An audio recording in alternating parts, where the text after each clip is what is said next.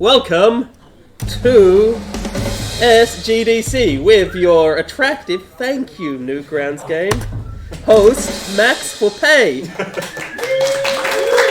I would have put tax would have been the obvious rhyme. So we've got a pretty big SGDC tonight. We've got a lot of introductions and a goodbye. It's like 4 weddings and a funeral without any therefore weddings. It's like 4 and 1.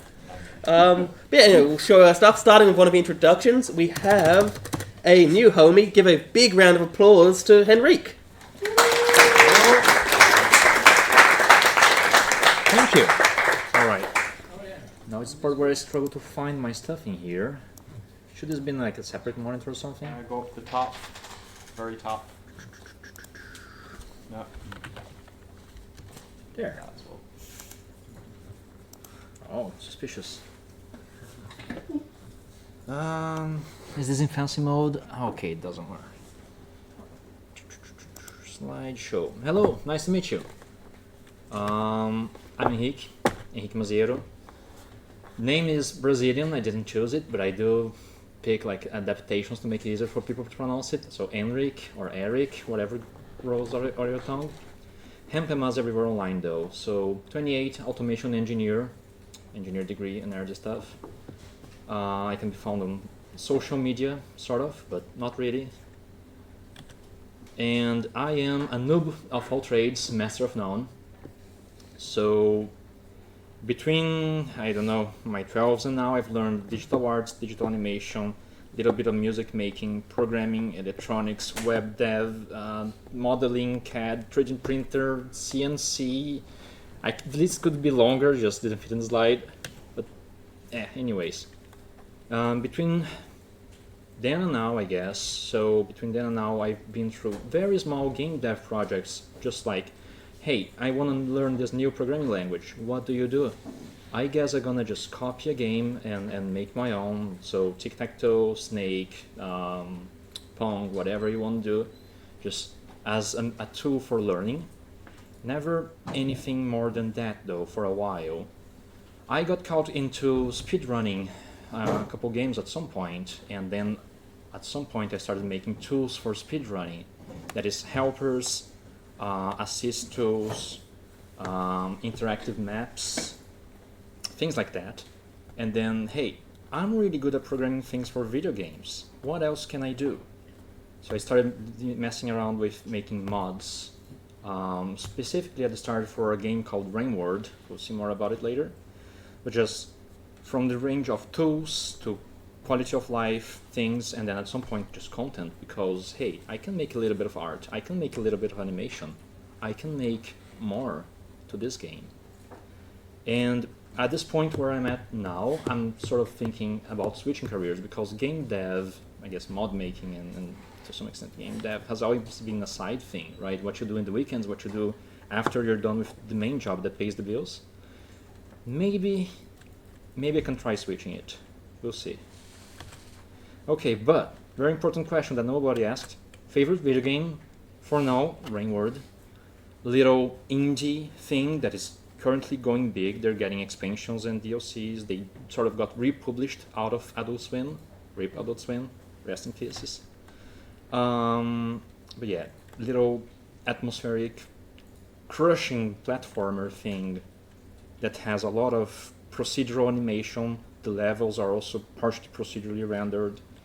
A lot of programming stuff behind the scenes. It runs in Unity, but that's about the extent of it. It's just like a custom thing that just happens to run in Unity. I also speedrun this game for a good while. I had outgoes at some point. Close-ups, though, very difficult games. Noita, Dark Souls in there. Just games where you can spend the time to excel at, but also some more like heartwarming stuff, the stuff that you play games for, right? So the Shelter series had me, and then Mundo from the same creators also just blew my mind. Maybe more about those. Okay, outside of PC, I like bikes, I like gardening, I like beers, I like traveling around. Oh my goodness, why is it so hard to get a beer in Sweden? Alright, what's up though? So why am I here? I had too many modding projects in the side lane. There's not enough weekend time to get all these things done.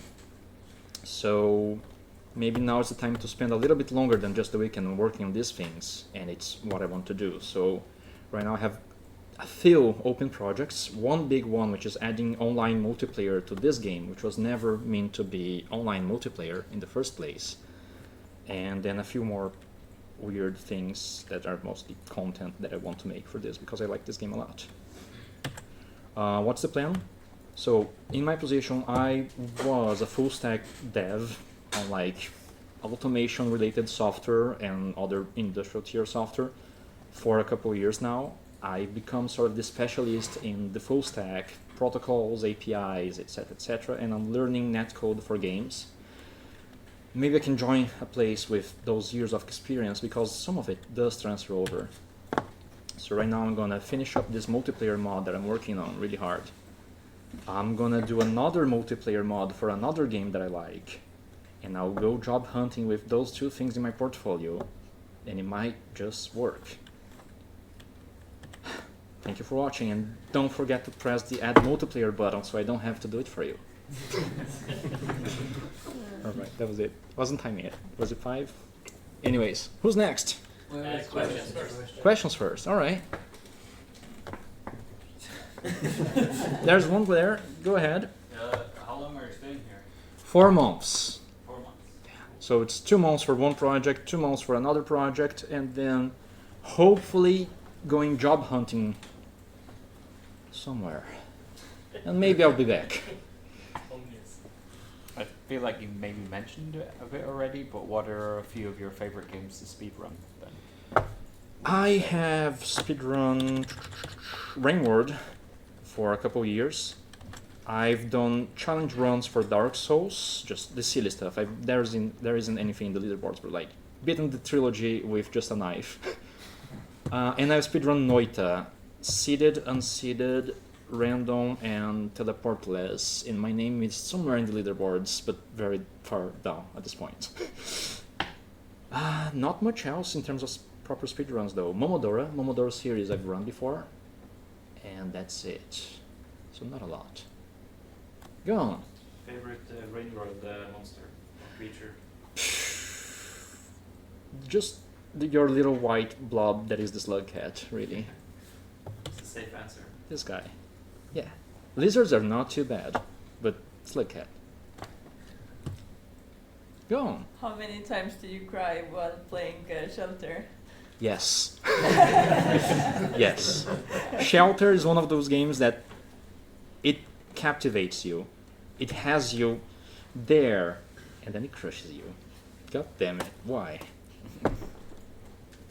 So the answer is yes. I love it. Yes. How many times did you cry playing Noita? Also yes. Usually it's when the game crashes, right? You start doing defensive stuff, and then the game just crashes on you. How many times did you cry while playing Dark Souls? It's okay. Now you got me.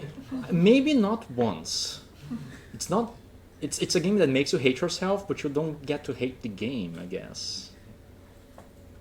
All right. I think that's it. Thank you very much.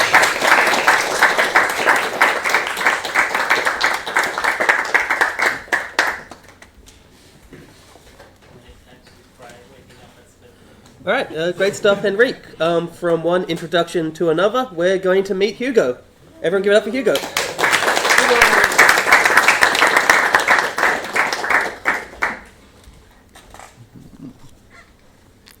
Can you try this? Let me try something. I like to point at things. Go watch the screen on the other side. I mean, Yeah, no, but I want to present from here. Yeah, I can point to stuff. mouse You pointer can use will the appear. mouse to point to things. Mouse pointer will. And then people on stream will also see where you're pointing. But Yeah. Ah. The what you see? Ah, I can use this. Yeah. Ah, okay. Oh, okay. Okay, so hello, I'm Hugo. And oops, yeah. So I'm mainly a programmer, do programming.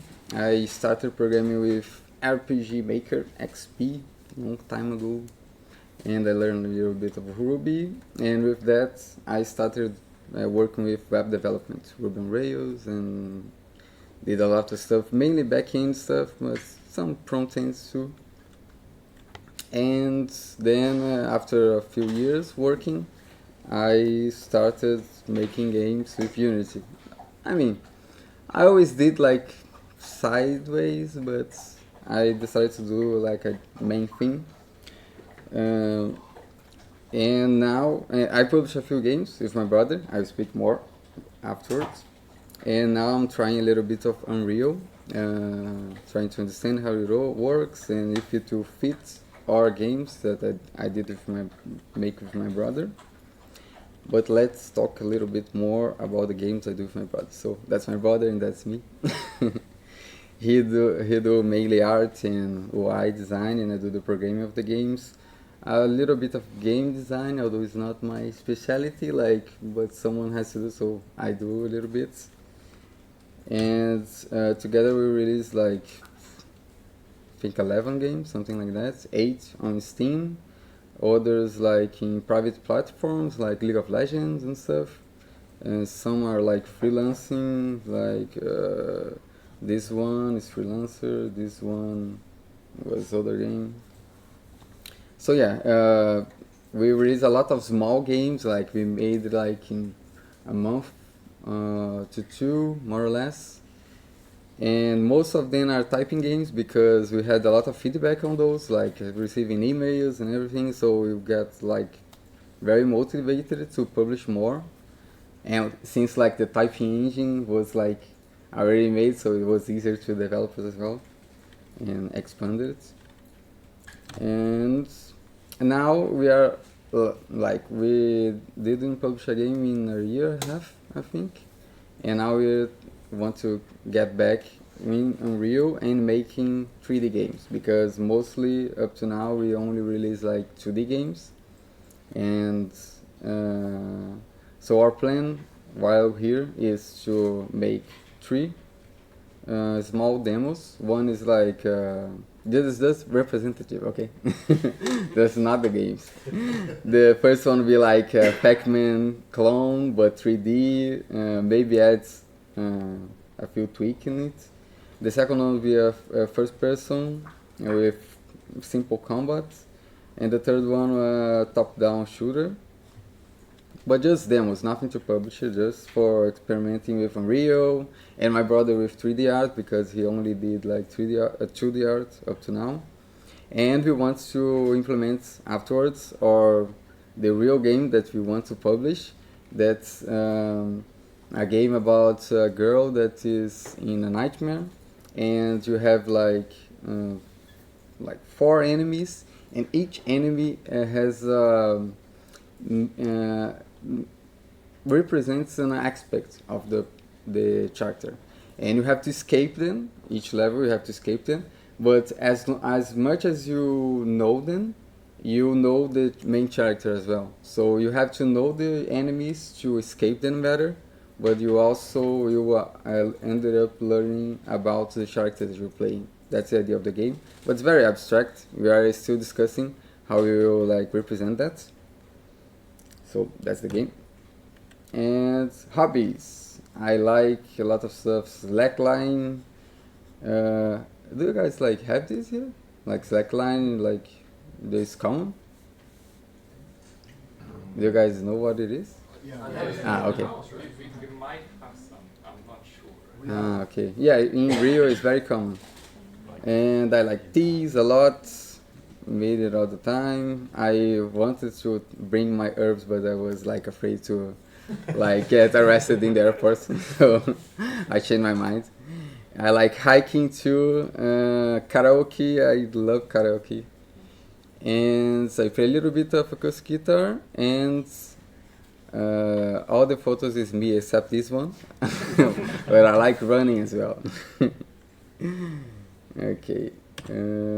Also, I didn't put here, but I like animes, series, movies. I didn't put here, but I also love them. and games, of course. That I will put at last. I also like traveling. I travel a lot, like in Brazil and sometimes outside, but I like to explore Brazil as well.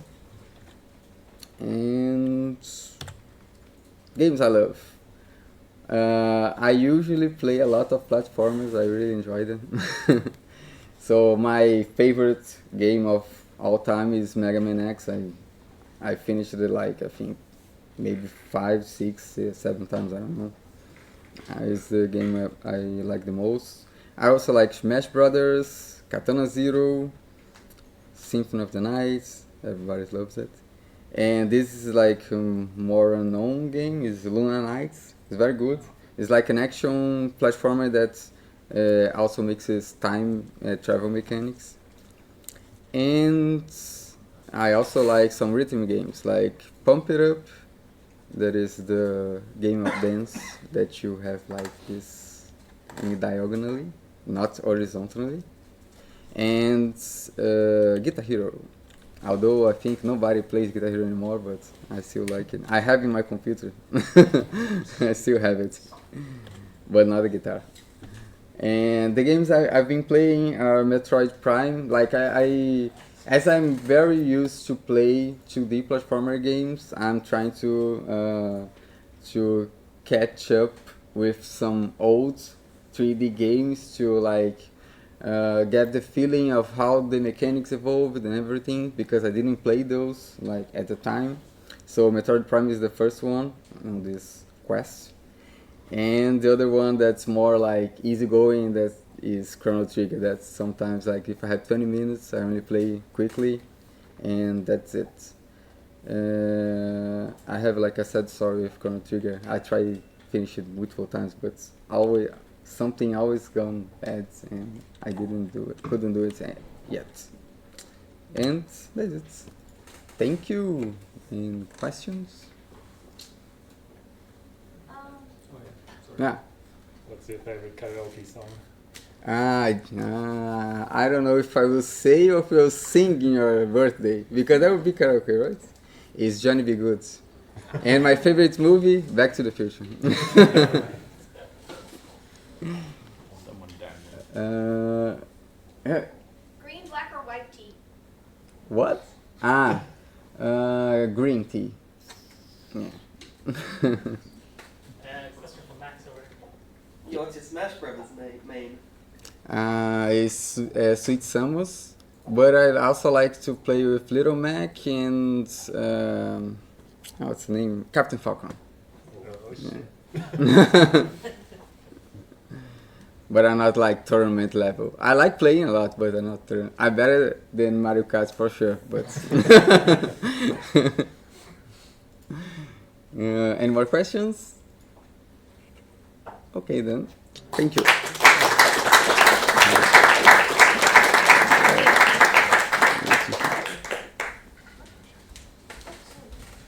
All right, excellent stuff, Hugo. Now for our next presentation, it's the Spelkollektivet 2024 Mario Kart champion. It's Florian. Give it up for Florian.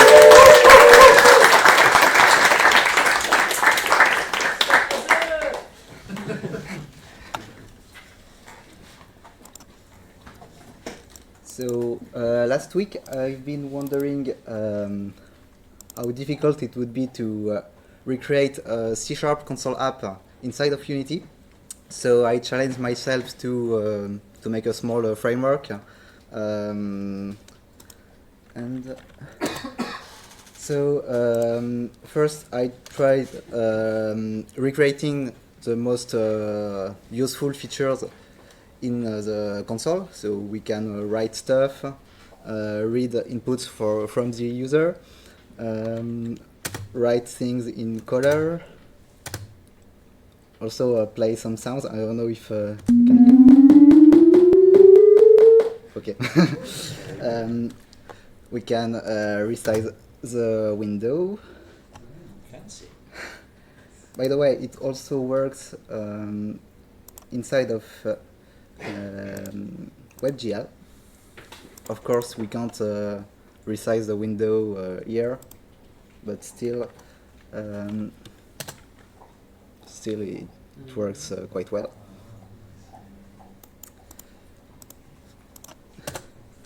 Then I added some useful methods that are not in the original console, but they are still useful, like toggling the input buffer or changing zooming in and out the window.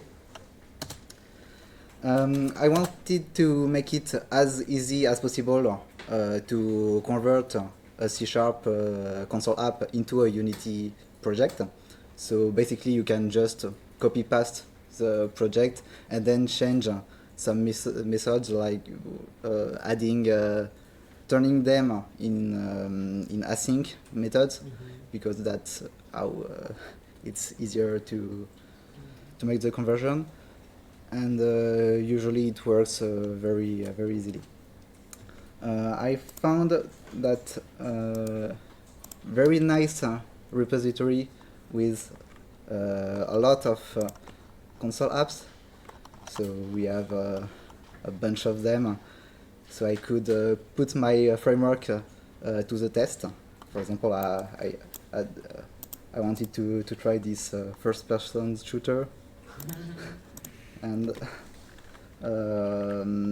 also I shoot them up, and it works very well. And for the first-person shooter,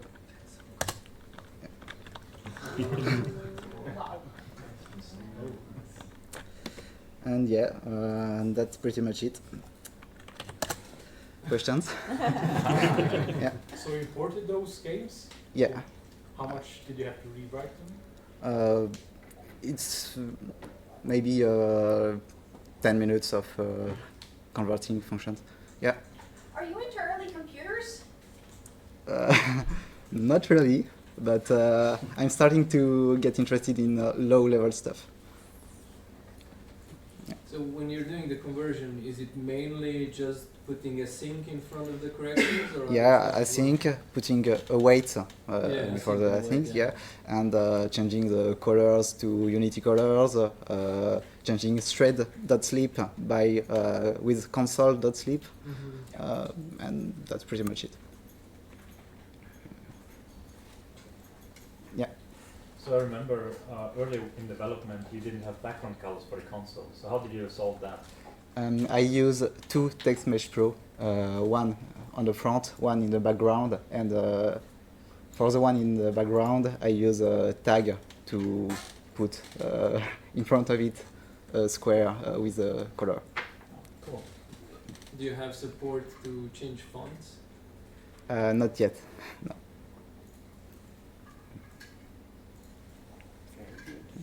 All right.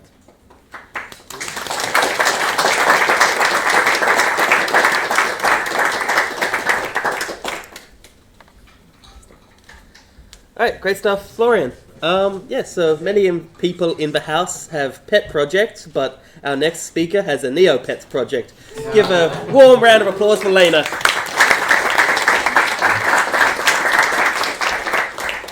So I'm gonna gauge my audience. How many of you raise your hand if you know Neopets? How many of you played Neopets? Okay, it's under half played.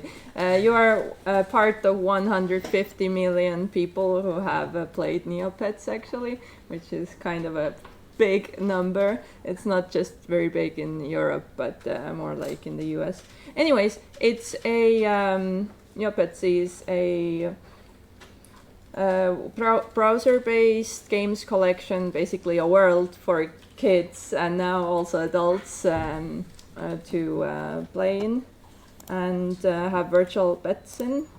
And they're very cool because now Neopets was bought by a fan of it. And they put together a team that's doing everything that the fans want, basically. And Neopets is getting like redone and made even better, and it's really cool. Anyways, one of the reasons they are really cool is that they started this thing called the art program, fan art program, which means if you go under all of their rules, you can put up a store to sell Neopets themed stuff, and they will not take a cut from it, but they have to approve you. So I send it in. I have not been approved yet, but because they wanted me to put the shop first up, then I put it up, and you can sell virtual goods basically. And this is the shop I made on Etsy for this. So I made some cute Neopets art, and I made 3 different Neopets desktop organizer sets, which are basically, you get a wallpaper and folders that you can, folder icons that you can like basically put in there. So I made 3 different themed. One is the wizard, shop wizard, the cow called Kauvara, and yeah, these are the items. So how it looks like, and I also was like, my desktop looks like this now, and I can put the icons in here and to-do list in here. So yeah, that's basically it.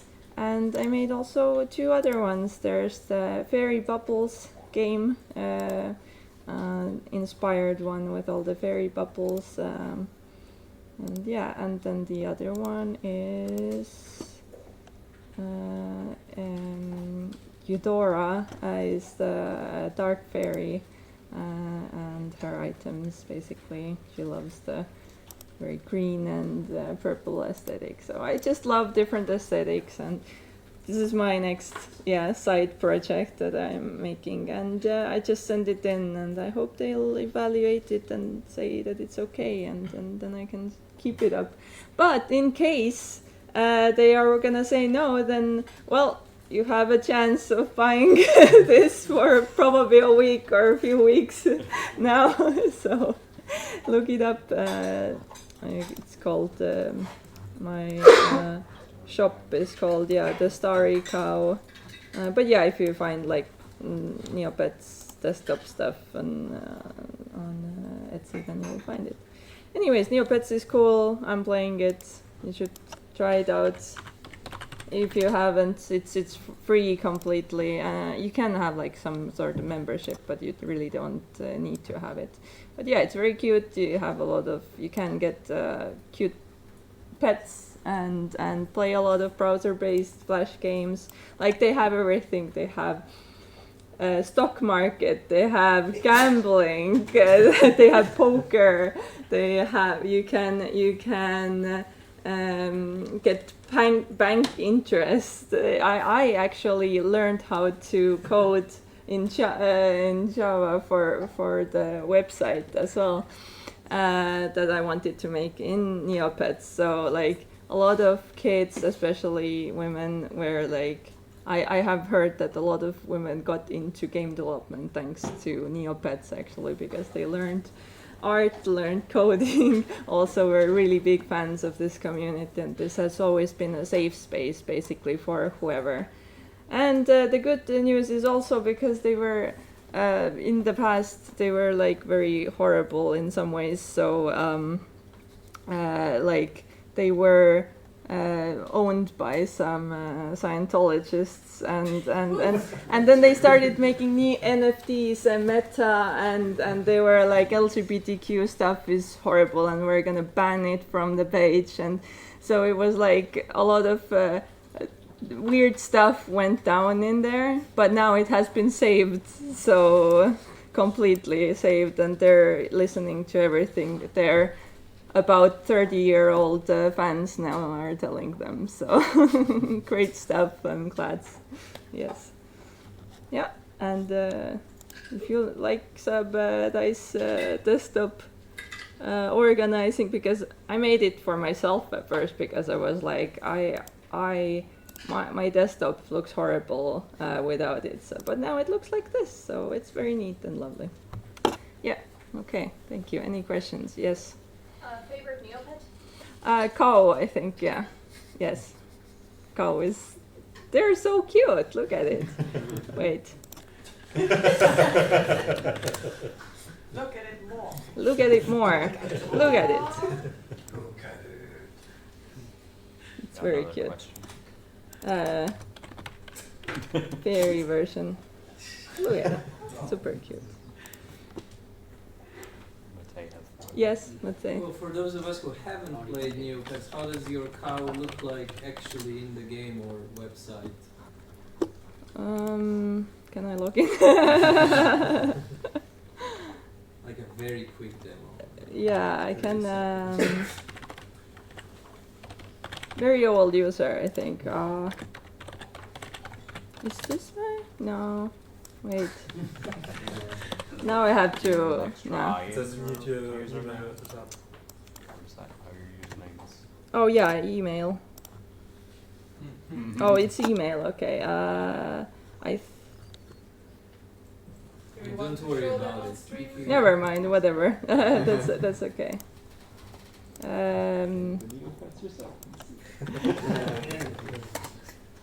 I mean, the Neopets themselves look like this. They're like static images, and then you can give them items which are also static images that you buy. But like a Tamagotchi kind of a thing, or no? Yeah. So basically, the thing is, the items you buy is just like look like this omelette has been bitten away, and the world itself looks like this basically. This is the world, and you can click on different places that you go to in the browser itself, and then it opens up the place wherever you're going basically.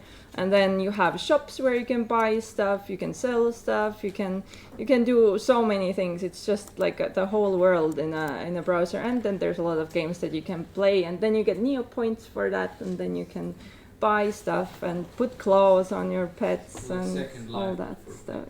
Yes, and it has forums as well there and stuff, and you can kind of talk to other Neopets as well. But it's nothing about like walking around or anything. It's all very static images. Yeah. If it doesn't exist already, I think you should make a game called Call of Duty.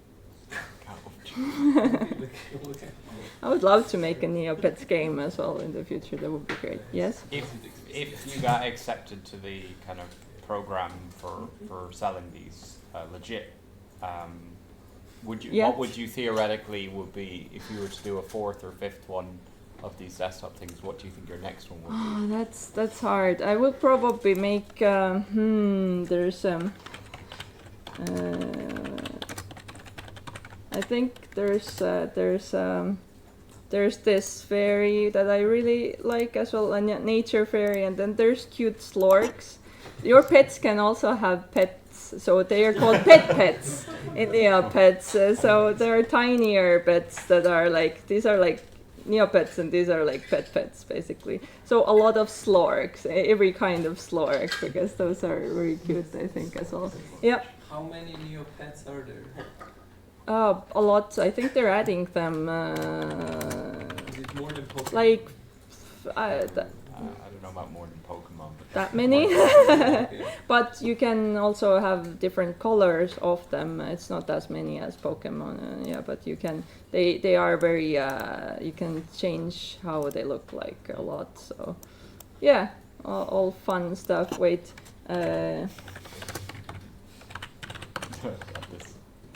Last thing. They also have a giant omelette that you can go and visit and grab a piece of omelette every day, because there was in one of the areas where it's very hot, a huge dinosaur egg cracked, and then it was cooked into an omelette, and now you can. Anyways, so that gives the overview of the thing. Thank you for that short introduction. Play Neopets, okay.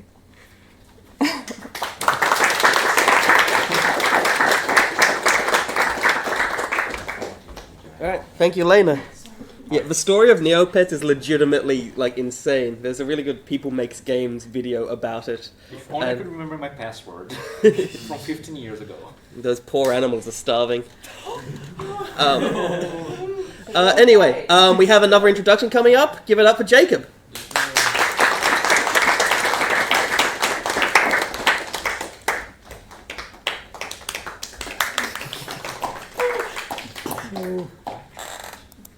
There we are. There I am. I have nothing more fancy than this, so and some small notes. Yeah, so I'm Jacob. I'm doing an internship here for 5 weeks. I'm studying music production here in Växjö, but I'm originally from Örebro in Sweden. So this is like my first trying seriously to do video game music. I've always been interested in it, but mostly I've done more pop soul music for myself, and also done some producing with other artists, and some pop things and some more folk things. So yeah, and then we had I've done a bachelor's degree in music production, and we've had some composing for movies and doing a bit of sound design and that kind of thing as well. So yeah, I think I have kind of a broad broad base to start trying this kind of thing out. But yeah, so when I'm here, I do music and sound effect for Aqua Mundo, the water park tycoon game that Glenn here is developing. So for the last 3 weeks, we've been I've been just pumping out small demos in a few different styles and seeing what works. So mostly it has been kind of lighthearted, kind of a bit funky. So yeah, I thought I might just show a few things and you'll hear what I do. So I don't know with the volume but yeah, I'll try to. This is the one that I think Glenn will put in the main menu. So yeah. Just tap the microphone after you hit play, so it doesn't. Yeah, hit the top of the microphone. Okay. Yeah, just so.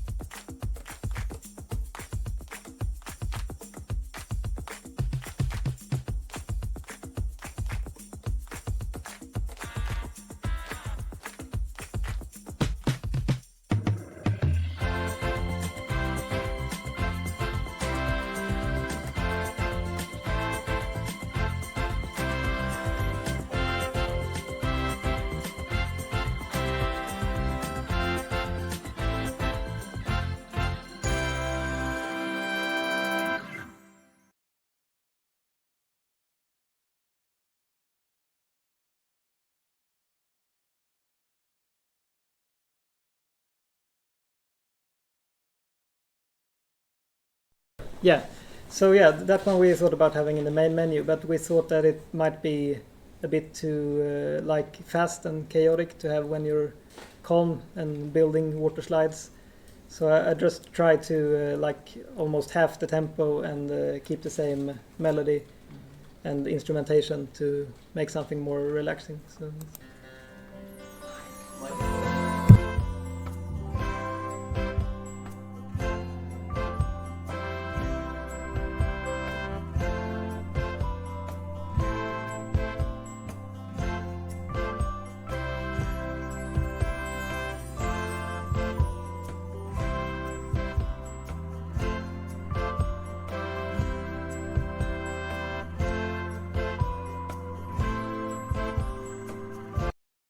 I think we'll end there, but so yeah, just a little taste of what a slower version could be.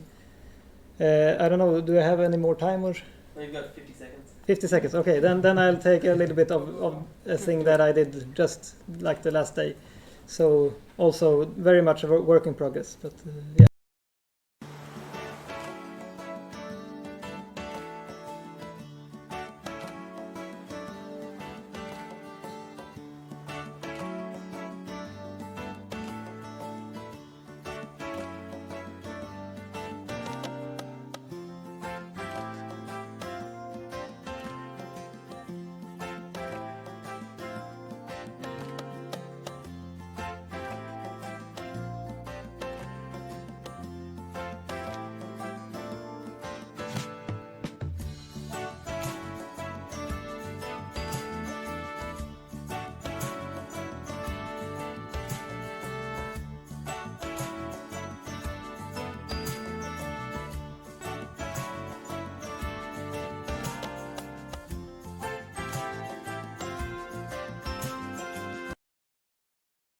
Yeah, that was about 50 seconds, so thank you. Yeah. Are you using all sample libraries for this currently? And if so, are you planning on using any live instrumentation? Yeah, mostly samples. I've been sitting here just with a small keyboard at the desk, so I've been we have like good studios at the school, so I've been there and just did a few percussion and that kind of stuff. But yeah, probably will do more live stuff to make it sound better. This was more like arrangement things. Yeah. Yeah. So you do this for the internship, right? And then Yeah. after that, do you see yourself continue and work for Hotel Magnet or maybe another project in the house as well? Like, would you do some more long-term stuff as well? Yeah, I think so. I don't know where I will be living and that kind of stuff, but I'm definitely open to keep working with game music. So yeah. You were saying that you'll replace some with live instruments. Yeah. Like which instruments do you play yourself?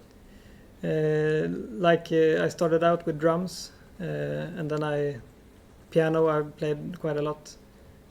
So piano and drums are my main instruments. But I have a guitar and I have a bass at home, so I noodle on them as often as I can. Yeah.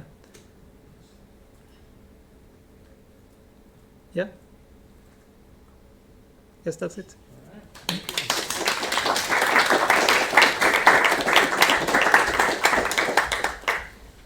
Alright, thank you so much, Jacob. Those sounded incredible. I can't wait for all the Aqua Mundo sitcoms without those themes.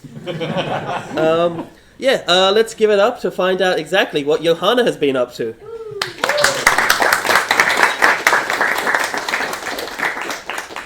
Thank you.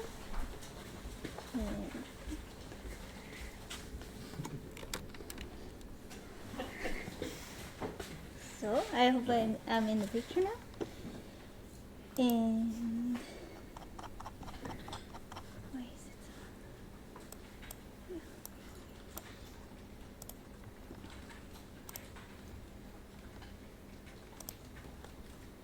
I'm back. Yay! And I'm Johanna, and I have been away for about 10 weeks, but I have mostly lived here for 3.5 years now. But there's still a lot of new faces now. Is it 3.5 years? Yeah, I don't know. I'm working on this game. It's called Froglike. We have 89 reviews on Steam, and we want 100. So, help. Please. And yeah, I've been away for 10 weeks, and the last 10 weeks I started with becoming an aunt again. So this is my nephew, Hjalmar. But I only met him 1.5 weeks ago, or 2 weeks almost maybe, because I have been away working in the Philippines. So this is me at work.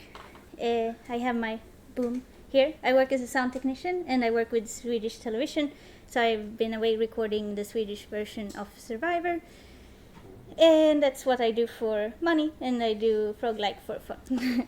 and hopefully one in the future. If we get those reviews, maybe. Well, yeah, so some pictures from work just because they look nice. And here is my microphone. And here's a secret person that I can't show in picture. But I've aimed my microphone at their mouth. That's what I do for work. And this is just the view from the hotel where I lived. And this is a zebra, I don't remember the name, zebra long-winged butterfly, something like that, which is the inspiration for this one, which I drew for Frog-like.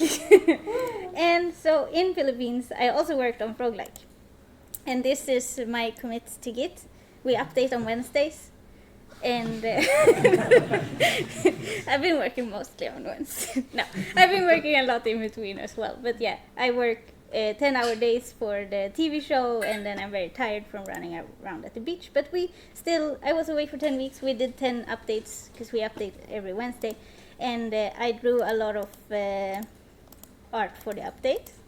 I made all of those. And we have added 6 new power-ups while I've been away, so we added these that I animated. I'm very happy with those.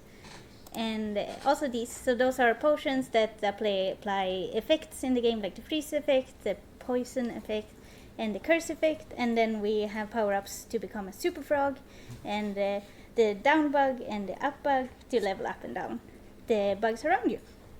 And I also worked on improving the chapter selection. So this is how it started. I was looking for screenshots and I found this one. So this is from the Game Jam version of Roguelike, so that's more than a year ago.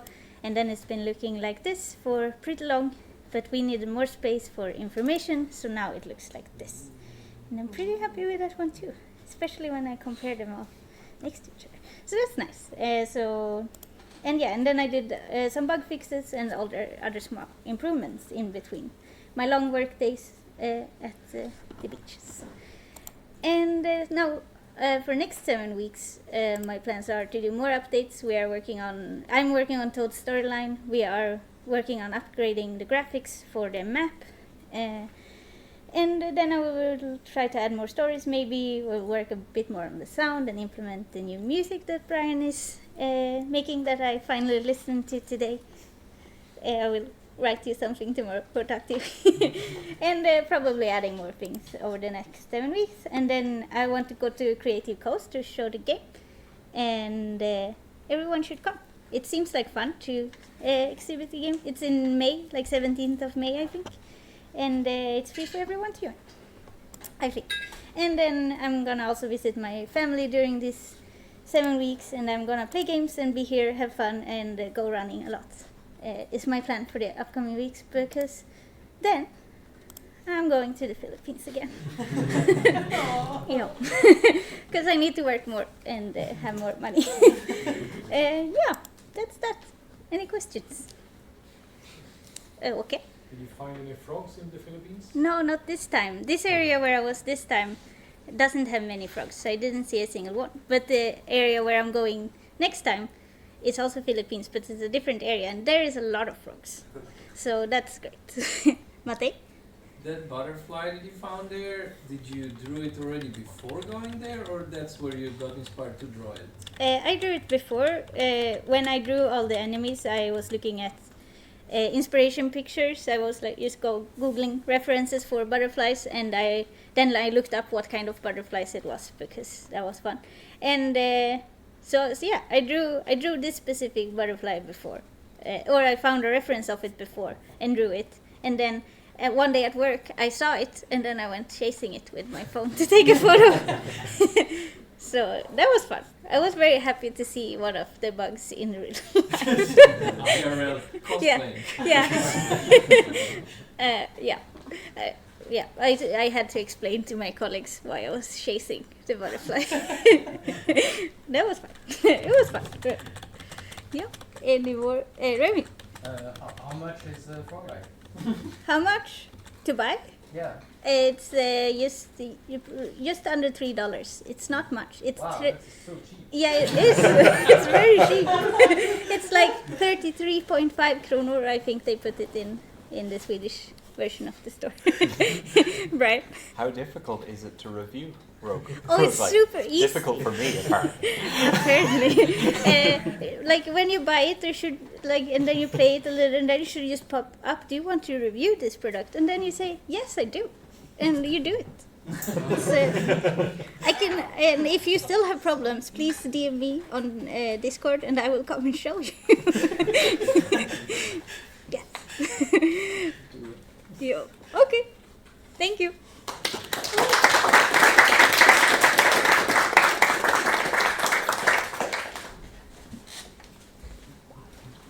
Alright, great stuff, Johanna. Just the coolest lifestyle. Trouble vacations as the day job and indie dev by night. Our next speaker is Jonatan, who's made another game, apparently. What is he up to?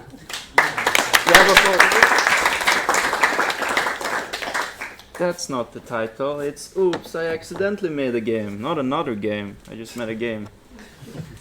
But I don't know if it's just a me thing, but the reason I'm here is to make a game, but sometimes you forget about it, like, oh shit, like, I'm just working, I'm coding stuff, I'm modeling stuff, I'm building stuff, and then suddenly you're like, whoa, what's this? Is this a game?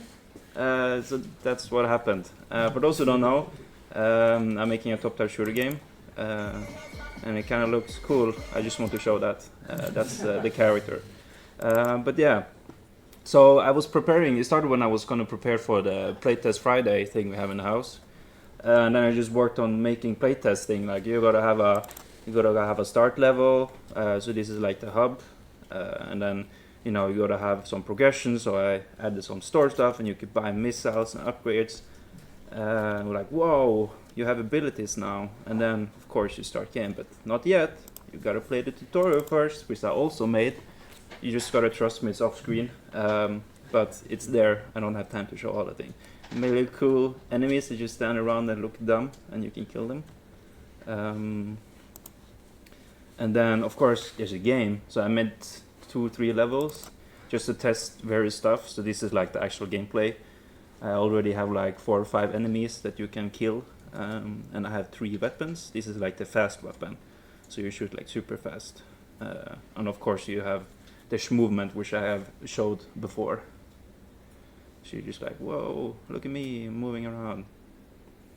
And bam, you can, oh, what did I just stun him? Is that a game mechanic? Whoa, and that's the ability I used, damn.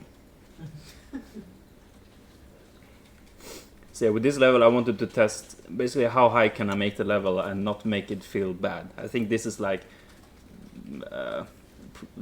pushing it, because it's a top down and it's kind of isometric, but it's not. But it's kind of hard to evaluate. Oh, is this bullet gonna hit me? Because I'm all the way up in the air and thing just feels bad.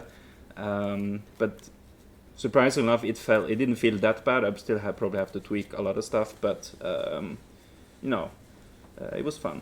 And like, whoa, is this the parkour game mechanic? Whoa, I just put it in there for the homies who know about the parkour game. Rest in peace. So yeah, and then you can kill stuff, and after that you get some money collected from all the things, and then you can buy more abilities. I just added 1 progression, but then after that I was like, oh yeah, I'm making a game now. I just gonna make a game design document, and then I was like halfway done with that. I was like, nah, this is boring. So I went ahead and made a boss, because why wouldn't you want a boss in a game? I don't know if you guys remember this guy from last year, but I put him in the game, and he trying to kill you, and I have sound. Whoa. It's like, I'm gonna kill you, arr. And he has like 3 different attacks that he does. And like, brrr, I'm so angry, I'm gonna kill you.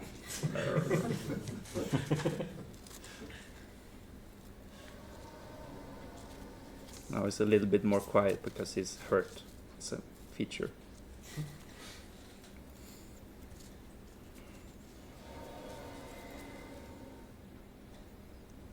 And he's gonna do an attack again. Whoa! And then he's dead. Woohoo! So yeah, it's a game? Question mark. Yeah, it's kind of weird. You just make shit and you just put it in a game, and then suddenly you have levels and you have a character, you have a boss, and you have mechanics and you have abilities, and you're like, whoa, shit, when did I make all this? And then it's like, oh shit, I guess it's a game. It's not done yet, though. I don't know if you noticed, but you know, I think it's cool. So yeah, any questions about my game? Yes, Matej. The monster, the new big boss monster, is that one also procedurally animated with the walking? Yeah. Like if you had a level that was up, like that had more geometry up and down, would it nicely be able to climb stuff? Like you're even earlier? I think nicely is a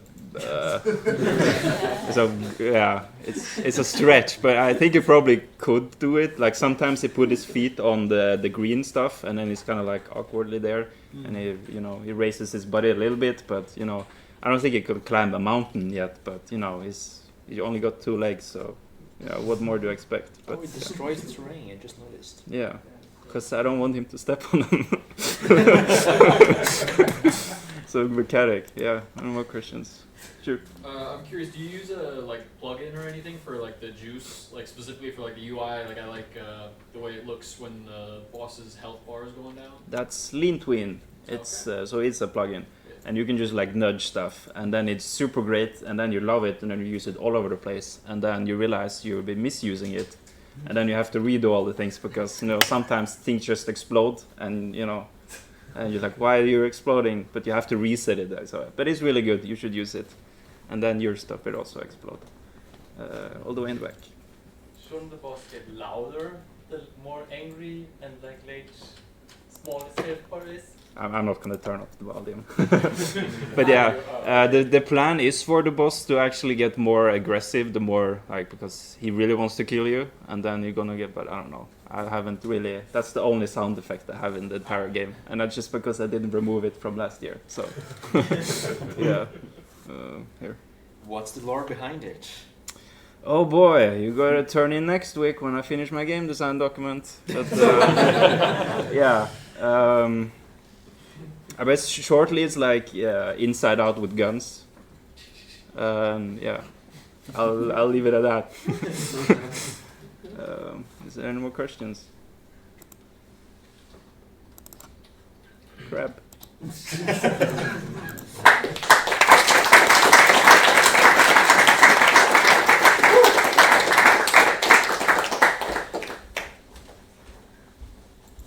So the more you think about Inside Out with guns, are you okay?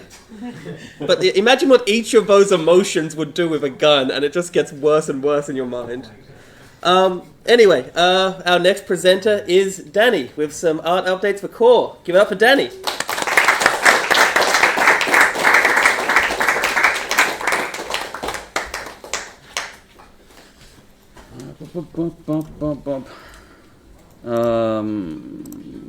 Let's see. Yeah, I'm Dani, and I'm currently working on CORR with my brother. And I thought I might as well show some of the art stuff that I've been working on lately. It's all unfinished stuff, but I thought I'd still show it for posterity to see how it looks further down the line. Anyways, so this is a thing that you'll be seeing in the distance. We'll have a vista area. So this is actually a location. You'll be doing stuff inside of this weird cube thing, and it's also a character. So we're really just exploring some areas and trying to get as much lore crammed into every single asset, and seeing if are we doing. Is the shape language the way we want it to? Is it too excessive? And right now it is a bit much, but hey, it's progressing. This is a door or a gate thing, so you will be walking through this thing. You'll get your sword from this guy. He's pretty thankful for you taking that sword out of his face. A blob thing that you'll be seeing stalking you in the background. That'll be a thing. This is a resurrection platform with some runes and stuff. yeah. Also did a little bit of more character stuff. There'll be like a training area in the main hub area, so that you can like just practice the mechanics. Did some props stuff. Also, we're trying to like make some of the doors not that boring, and cram some more story stuff in there. So these are you actually need to unlock these doors, and you have to like give this character his brain and this character his heart. And that's a whole thing where you can like where like characters are like can be transformed and merged into objects and stuff. It's very weird, but it's a thing. We also did some exploration for a new bus monster, and this was the first one, and it was all right, but we improved it a little bit. And yeah, you can give him a hat. If you find the hat, you can skip a phase, essentially. But yeah, he can like put on different hats throughout the boss fight. That's pretty much just some of the art stuff that I've been working on as of late, among other things. But yeah, that was it, really. Yep.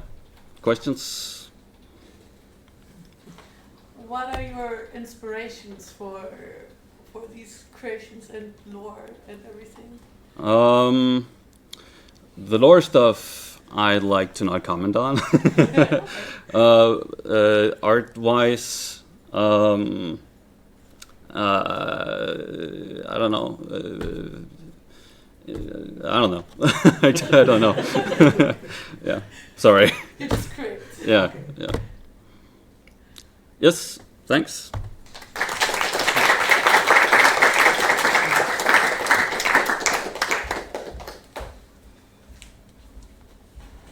All right, excellent stuff, Dani.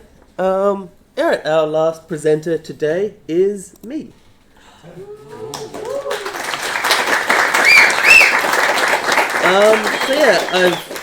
This is my final day at Spelkollektivet, and over the past 3 SGDCs, I've had this flimsy framing device of the Christmases past, present, and future. I don't really have slides from the future. I couldn't find them. So I guess I'll do something. Probably not as flashy as the last ones. It's like this one's blank. I guess it. So it's a clip show, all right? We'll just show shit I've done earlier in the year, but it'll end with a new piece of art, something that nobody has seen. Here's some stuff I did earlier. We'll just go rapid fire. Here's some cats I did for Sebastian to make 3D models out of. Here's some cats I did for Alvin. Here's some rats I did for Philip. Here's some other nondescript mammals I did for Yalta. Here's another mammal. I did that post-it note. It feels weird admitting to one of the post-it notes, but I did that. I did this for a friend commission, and in hindsight, I didn't charge enough for it. I did these as D&D art of a game I played with Alice, Paulina, and Chris. The man on the left is being a centaur for the past 4 hours. This is a thumbnail I did. There's Garfield. I feel bad about doing that to Azula. I should be better than that as a thumbnail artist. I drew this art to essentially bully teenagers in the Smash Brothers community, but with love. This is some art I did for Arrows, the Estonian culture board game. Of course, this is one of my favorite gifts, just the menagerie from Satan Stole My Girlfriend. I did a bunch of logos this year. That was fun. I'm pretty happy with how most of these turned out. Claymores of Lost Kingdom, of course. There's a Polish man named David. He gives me money to draw medieval people occasionally. First, he just got me to draw some cheese. We were going to make a cheese monster just in honor of Trent, and then Trent left, and it's like, now there's no reason for the joke to land. And then David left, and Trent came back, and but by then I was just drawing real people, knights and stuff. So I guess we'll talk about Fatelock now. Just sick of me talking about this monster lineup. So the plan for Spelkollektivet was right before I arrived, I found all my old drawings of fake Pokemon, and I was like, it could be a cool artistic project to update them and make a YouTube video making fun of them. And yeah, in the end, I managed to update all of the old designs. That's 103 pixel arts and 138 sketchbook arts that got turned into more modern updates and redesigns. And then, like, we did a bunch more. So that's been pretty satisfying. But yeah, being in this house, people encouraged me to make a game of it, which was always kind of the plan. Like, I'd mentioned that to Lucas on the way here, and I've had these, you know, slight twists on the basic formula from Pokemon Cookie in my head for a while. But yeah, hopefully we can progress more on that soon.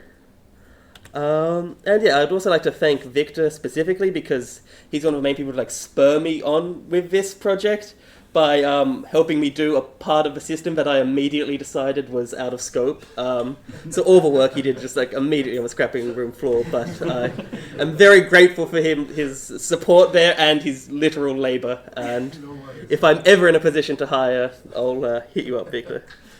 Yeah, and the video did very badly. It just bombed immediately. Bottle Sky, of course, is the main reason I'm here.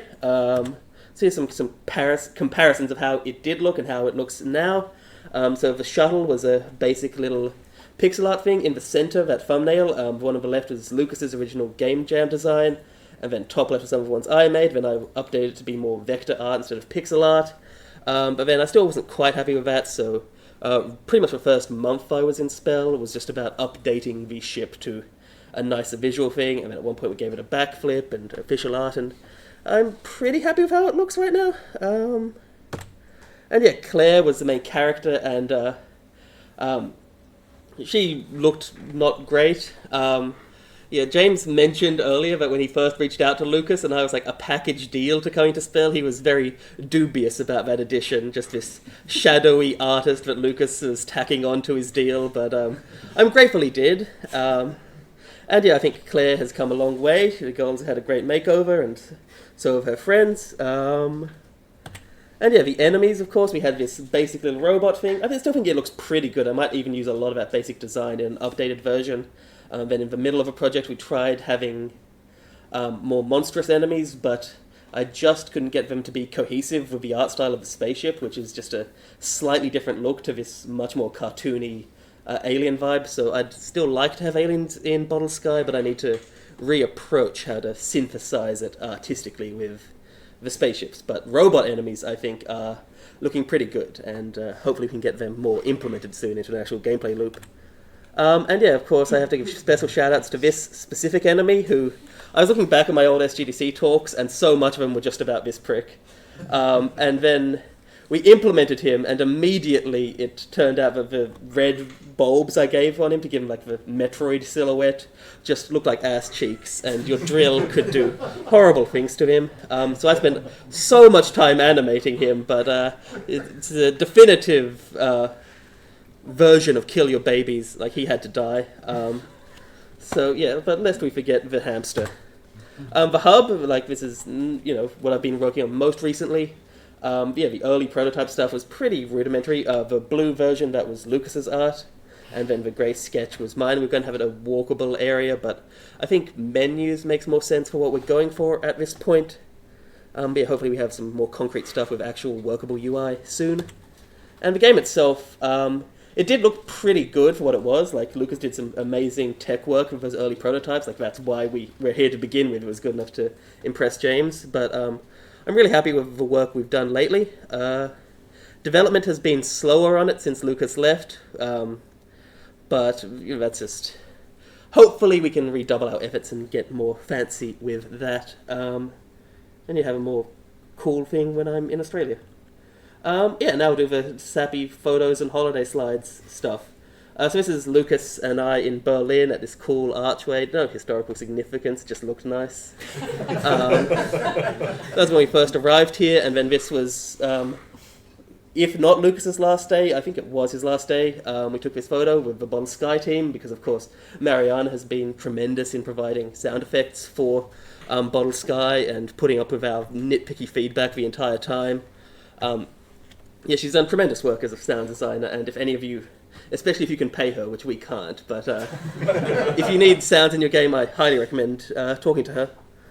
Yeah, this was the first snow. When I was in my room sick, I couldn't do anything. People built snowmen outside my room. So then I just like snuck out at one point and took a selfie with a stranger's snowman. And then this was recently, just when I've ruined my sleep cycle and it rained. It snowed the other day. It was like the first footprints in the snow as I was walking around at like 6 a.m. Yeah, and I took a selfie then. Here are some former homies. We've got Kevin and Logan and Brom and I'm sleepy. Glenn. No, I'm just kidding. Yeah, there's so many great people. This is me on a Europe trip for visa reasons. So I'm in Heidelberg, which is idyllic, taking a hostage photo with a newspaper with the day's date. And then I'm having an average London experience. Then here's some random stuff I did. This is me posing for Claymores of Lost Kingdom. This is a blackout we had. And this is an umbrella I found in the gutter that has proved invaluable. This is a classic photo, great moment. Still don't know why my foot looked like that. But I wasn't that drunk. I was being kind to everyone else because it meant my mattress wouldn't be squeaky. So this is an act of courtesy.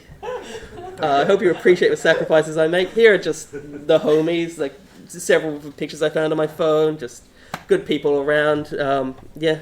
Like, the community, of course, is one of the selling points of Spelkollektivet, and it lives up to it 110%. Here's a Last Supper type photo I liked. Chris is very wise. Then, yeah, here's a dog and a frog. This is not a recent photo of Fitzgerald. I don't know where he is. He could be anywhere, frankly. Here's me eating chalk, another classic gaff.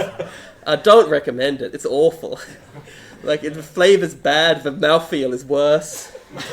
But yeah, then the next photo is the serious one, I guess. Right at the end of last year, December 29th, at 40 minutes past midnight, my brother arrived in Europe for the first time and fell out a hotel room window because he was having an adverse reaction to sleeping pills that he'd never had before in his life to try and help with jet lag, and he was sleepwalking, and in an instant he broke both his legs. Like, amazingly, his brain and spine are fine, so he had a horrible, terribly unlucky thing happen, but the best outcome of that shitty thing, and he's recovering as we speak, and I wish him the best. But I went to Germany for a month there to be with him, and it was awful, and like I didn't have internet, and I could technically do art stuff if I wanted to, but emotionally and resource-wise I didn't have that much at my disposal, so I didn't get much done at all there.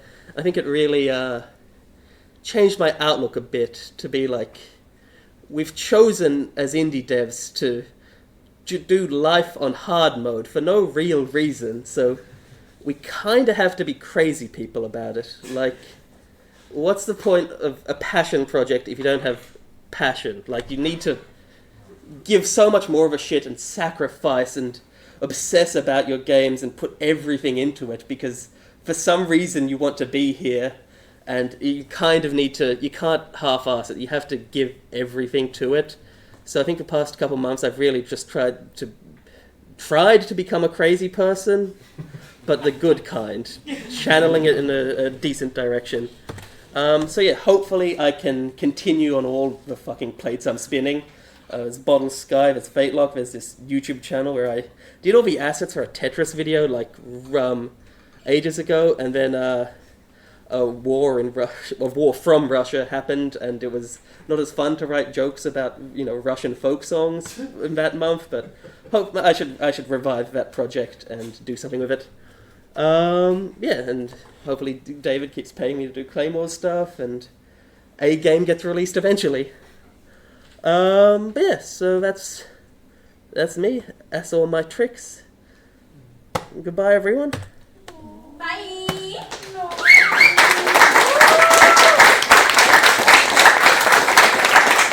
Any questions?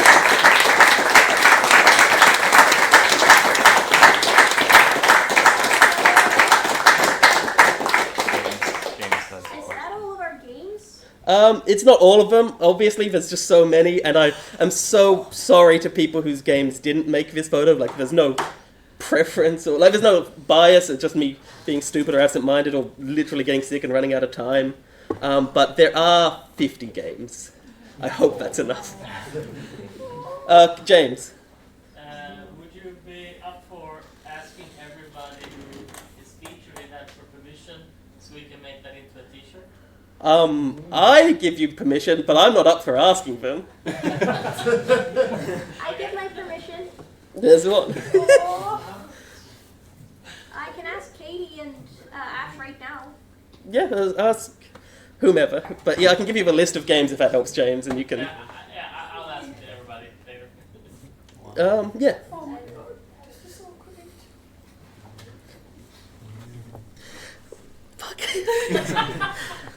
Don't cry. Brian. How likely do you think it will be that you will come back? Because I know it's a very big journey. I want to come back. Like, No, it's okay. Somebody hug that man. I'd like to come We back. can give you a group This hug. place is cool. I just need money for a plane ticket and another visa. So, as far as I'm concerned, the ideal decade is ping-ponging back and forth between here and Australia, but we just need the, not insurmountable logistics to happen over and over. But I'll leave my stuff here so I have some reason to come. Where's your crowdfunding campaign? What funding? Crowdfunding campaign. Nothing right now. I probably should make a Patreon for the YouTube channel, and I think the ideal model for Fatelock is eventually kickstarting, but that's a while away, so still poor for a while. Yeah, neat. Speaking of the YouTube channel, what's your YouTube channel? I don't want to talk about that. You're not the target demographic. It's for weird 14-year-olds who still play Smash Brothers 6 years old. But yeah, I don't know, you can find out. Someone will tell you. I won't. I'll tell you. Yeah. Hi, stream. Any questions? All right. Marika. When are you actually leaving? Can we all give you then hugs? And are we having a chance to say goodbye to you before? Yeah, so the plan seems to be, correct me if I'm wrong, Dani, that we have lunch here tomorrow and then pretty much immediately head out to Copenhagen. Something like that, Yeah. I can't remember. Okay, thank you. But stream, don't forget to Patreon Spelkollektivet, and maybe there's an off-stream presentation. Is it? I don't know. Is someone signed up late? No, there isn't. Cool. All right, thank you for joining us, and damn you everybody online for making Max cry.